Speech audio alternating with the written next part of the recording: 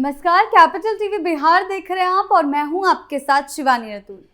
बिहार की सियासत में इस वक्त सबसे बड़ा सवाल यही है कि क्या तेजस्वी अपने गठबंधन को बचा पाएंगे। एक और एनडीए है जो पूरी ताकत और साफ रणनीति के साथ चुनावी मैदान में उतर चुका है। वहीं दूसरी ओर तेजस्वी यादव का महागठबंधन अंदर ही अंदर दरक रहा है। झारखंड मुक्ति मोर्चा को सीट न देना, सहयोगी दलों की अनदेखी, टिकट वितरण में पारदर्शिता की कमी और पार्टी के भीतर गहराती नाराजगी, ये सब मिलकर तेजस्वी की राजनीतिक चुनौती को कई ज्यादा मुश्किल बना रहे हैं।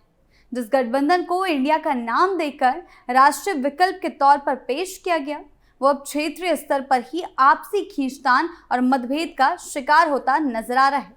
सवाल यह है कि क्या तेजस्वी यादव गठबंधन बचा पाएंगे, क्या वो अपने सहयोगियों को साथ लेकर चल पाएंगे, और सबसे अहम, क्या बिहार की जनता उन्हें और स्थिर नेतृत्व के रूप में स्वीकार करेगी। कैसे एक तरफ एनडीए अपने मुद्दों पर मजबूती से आगे बढ़ रहा है और दूसरी तरफ तेजस्वी यादव और पूरा महागठबंधन हर कदम पर घिरता हुआ नजर आ रहा है। क्या कुछ चल रहा है, आइए जानते हैं विस्तार से।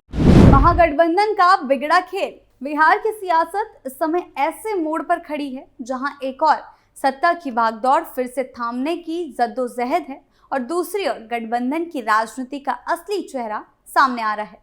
तेजस्वी यादव जो विपक्षी इंडिया गठबंधन में एक युवा चेहरे के रूप में उभर रहे थे, अब उसी गठबंधन की ढहती दीवारों के बीच अपनी सियासी हैसियत बचाने की कोशिश कर रहे हैं। गठबंधन के भीतर जो खींचतान है वो अब छिपी नहीं रह गई। झारखंड मुक्ति मोर्चा जैसी सहयोगी पार्टी जो झारखंड में कांग्रेस और आरजेडी के साथ मिलकर सरकार चला रही है, उसे बिहार चुनाव में एक भी सीट नहीं दी गई। ये महज एक सीट बंटवारे का मामला नहीं है, यह दर्शाता है कि तेजस्वी यादव के नेतृत्व में चल रहा गठबंधन रणनीतिक रूप से बेहद कमजोर है और उसमें निर्णय लेने की पारदर्शिता का भी घोर अभाव है। हेमंत सोरेन की अगुवाई वाली जेएमएम ने चुनाव लड़ने का दम भरते हुए जब अपनी उपस्थिति दर्ज करानी चाहिए, तब न केवल उनकी मांग को दरकिनार किया गया, बल्कि ये भी संदेश दिया गया कि गठबंधन में बराबरी की कोई जगह नहीं। ये व्यवहार एक तरफा सत्ता केंद्रित सोच को दर्शाता है, जिसमें छोटे और क्षेत्रीय दलों की भूमिका को महत्व नहीं दिया गया। बिहार में चुनाव से पहले हड़कंप। राजनीतिक रूप से यह निर्णय आत्मघाती साबित हो सकता है, क्योंकि गठबंधन की मूल आत्मा साझेदारी और समन्वय में ही होती है। लेकिन जब झारखंड में जेएमएम, कांग्रेस और आरजेडी एक साझा सरकार चला सकते, तो बिहार में उन्हें एकजुट होकर चुनाव लड़ने से क्यों रोका गया? इस सवाल का जवाब ना तो आरजेडी के पास है और ना ही कांग्रेस के पास। कांग्रेस, जिसे इस पूरे विवाद में मध्यस्थता करनी चाहिए थी, वो भी मौन साधे बैठी है। तो इसका सीधा सीधा जिम्मेदार जो है तेजस्वी और राहुल को ठहराया है जेएमएम ने। इससे ये भी साफ हो गया कि कांग्रेस अपने संगठनात्मक ढांचे और निर्णय क्षमता को लेकर स्वयं असमंजस में है। गठबंधन के भीतर जिस तरह की गुटबाजी, संवादहीनता और असमर्थ नेतृत्व सामने आया है, वो इस बात का संकेत है कि आने वाले चुनाव में विपक्ष जनता के सामने एक प्रभावी विकल्प पेश करने में नाकाम हो सकता है। अगर बात केवल जेएमएम तक सीमित होती तो इसे रणनीतिक चूक माना जा सकता था, लेकिन जो घटनाक्रम सामने आ रहे हैं वो केवल एक दल के असंतोष की कहानी नहीं कहते, बल्कि पूरे गठबंधन के भीतर ही भीतर सुलगती आग की तरफ इशारा करते हैं। आरजेडी महिला प्रकोष्ठ की पूर्व प्रदेश अध्यक्ष रितु जायसवाल का विद्रोह इसका ताजा उदाहरण है। उन्होंने पार्टी नेतृत्व पर बेहद गंभीर आरोप लगाए, टिकट वितरण की पारदर्शिता पर सवाल उठाए। ये कहा कि मेहनती और जमीनी कार्यकर्ताओं की उपेक्षा की जा रही है और टिकट रात के अंधेरे में बांटे जा रहे हैं। ये वही पार्टी है जो सामाजिक न्याय और भागीदारी की बात करती है, लेकिन अपने ही लोगों को दरकिनार कर रही है। रितु जायसवाल ने साफ शब्दों में कहा कि ये उनका व्यक्तिगत संघर्ष नहीं है, बल्कि उस व्यवस्था के खिलाफ लड़ाई है जिसमें मेहनत की कोई कद्र नहीं है। सिर्फ जातीय गणित और आंतरिक गुटों की मर्जी से फैसले लिए जाते हैं। इन परिस्थितियों में तेजस्वी यादव की सबसे बड़ी चुनौती यही है कि वो गठबंधन के भीतर उठती आवाजों को कैसे शांत करे और नेतृत्व में अपना प्रभाव कैसे साबित करे। लेकिन अब तक उनका रवैया सिर्फ मैं और मेरी पार्टी तक सीमित दिखा है। उन्हें समझना होगा कि नेतृत्व केवल मंच से भाषण देने या आक्रामक पोस्टर लगाने तक सीमित नहीं होता, बल्कि इसमें हर सहयोगी दल को विश्वास में लेना, संवाद बनाए रखना और समय पर न्याय करना भी शामिल होता है। तेजस्वी के सामने संकट ये भी है कि पार्टी के भीतर युवा और जुझारू कार्यकर्ता हाशिए पर धकेले जा रहे हैं, जबकि परिवारवाद और पुराने चेहरे हर अहम निर्णय में आगे रहते हैं। इससे नई पीढ़ी को मोहभंग होना तय है। एनडीए का मास्टर स्ट्रोक। इसके उल्टा अगर एनडीए की स्थिति देखी जाए तो बेहद व्यवस्थित और संगठित नजर आ रही है। मुख्यमंत्री नीतीश कुमार ने चुनावी सभाओं में विकास कार्यों के जरिए जनता से सीधा संवाद बनाना शुरू कर दिया है। मुजफ्फरपुर की रैली में उनका ये कहना कि हमारे शासन से पहले शाम के बाद लोग घरों से निकलने से डरते थे, सीधे उस दौर की याद दिलाता है जब बिहार में जंगल राज का बोलबाला था। उन्होंने शिक्षा, स्वास्थ्य, सड़क, बिजली, सुरक्षा जैसे हर मुद्दे पर अपनी सरकार की नीतियों और कामों को विस्तार से जनता के सामने रखा। ये भाषण सिर्फ आत्म प्रशंसा नहीं बल्कि एक सुनियोजित रणनीति का हिस्सा था, जिसमें जनता को ये याद दिलाया जा रहा है कि विकास बनाम अराजकता के बीच उन्हें क्या चुनना है। अब पहले के शासनकाल में उन्होंने बताया कि किस तरीके से लोग घरों से बाहर निकलने से डरते थे। नीतीश कुमार के साथ भाजपा की पूरी मशीनरी भी एक्टिव मोड में आ चुकी है। उनकी रणनीति यह है कि विपक्ष को अपने ही अंत विरोधों में उलझे रहने दो और जनता तक अपने काम की रिपोर्टिंग करते रहो।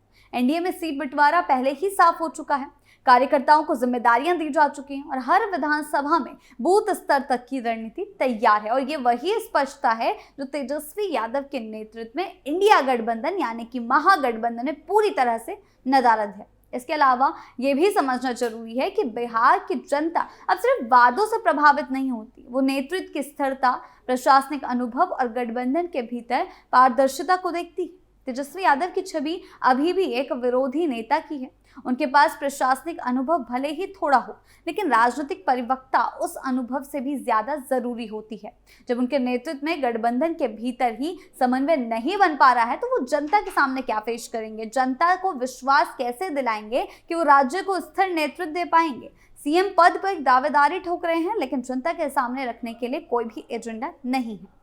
इन सारी स्थितियों को एक साथ देखा जाए तो ये साफ है कि बिहार में महागठबंधन एक गहरे संकट से गुजर रहा है। सीट बंटवारे को लेकर सहयोगी दलों में मनमुटाव, पार्टी के भीतर के विद्रोही सुर, टिकट वितरण में पारदर्शिता की कमी और नेतृत्व पर उठते सवाल, ये सब मिलकर एक असहज और विघटनशील तस्वीर पेश करते हैं। इसके मुकाबले एनडीए अपने एजेंडे, गठबंधन धर्म और जमीनी रणनीति के साथ एक मजबूत विकल्प के रूप में सामने आ रहा है। अब सवाल ये नहीं कि चुनाव कौन जीतेगा, बल्कि असली सवाल ये है कि क्या तेजस्वी यादव विपक्ष को एकजुट रख पाएंगे, क्या वो अपने सहयोगी दलों को उचित सम्मान देंगे, क्या पार्टी के अंदर उठती बगावती आवाजों को वे सकारात्मक संवाद के जरिए शांत कर पाएंगे। अगर इन सवालों के जवाब नहीं में हैं, तो आने वाला चुनाव सिर्फ विपक्ष की हार नहीं बल्कि तेजस्वी यादव की नेतृत्व क्षमता की भी एक बड़ी परीक्षा साबित होगा। बिहार की राजनीति इस वक्त जिस दौर से गुजर रही है उसमें तेजस्वी यादव के सामने सिर्फ चुनाव जीतने की चुनौती नहीं है, बल्कि एक बड़े नेतृत्व परीक्षा भी है, जहां उन्हें ये साबित करना होगा कि वो महज विरासत के उत्तराधिकारी नहीं बल्कि एक समावेशी, सामंजस्यपूर्ण और दूरदर्शी नेता भी हैं। महागठबंधन में सहयोगी दलों की नाराजगी, पार्टी के भीतर उठते असंतोष, टिकट वितरण की अपारदर्शिता और रणनीतिक भ्रम, ये सभी उनके नेतृत्व पर बड़े सवाल खड़े कर रहे हैं। जिस महागठबंधन को राष्ट्रीय विकल्प के रूप में प्रस्तुत किया जा रहा था, वो अब क्षेत्रीय स्तर पर ही विवादों और विखंडन की चपेट में आ गया है। ऐसे में अगर तेजस्वी इन अंत विरोधों को नहीं सुलझा पाए तो ये कहना केवल उनकी साख को नुकसान नहीं पहुंचाएगा, बल्कि पूरे गठबंधन को राजनीतिक रूप से अविश्वसनीय और अव्यवस्थित बना देगा। इसके विपरीत एनडीए की स्पष्ट रणनीति, अनुशासित संगठन और जनसंपर्क अभियानों ने उसे एक मजबूत चुनावी ताकत के रूप में स्थापित कर दिया है। आगामी चुनाव नतीजे चाहे जो हों, लेकिन इतना तय है कि ये लड़ाई तेजस्वी यादव के लिए केवल सत्ता की नहीं रह गई है, बल्कि राजनीतिक परिपक्वता, संगठनात्मक कौशल और गठबंधन धर्म की समझ की भी परीक्षा बन चुकी है, जो अब तक दिखाई नहीं दे रहा है। और इस परीक्षा में सफल होने के लिए सिर्फ नारों और वादों से नहीं, बल्कि गंभीर नेतृत्व और दूरदृष्टि से काम लेना होगा। आपकी इस बारे में क्या राय है, हमें कमेंट सेक्शन में जरूर बताएं। नमस्कार।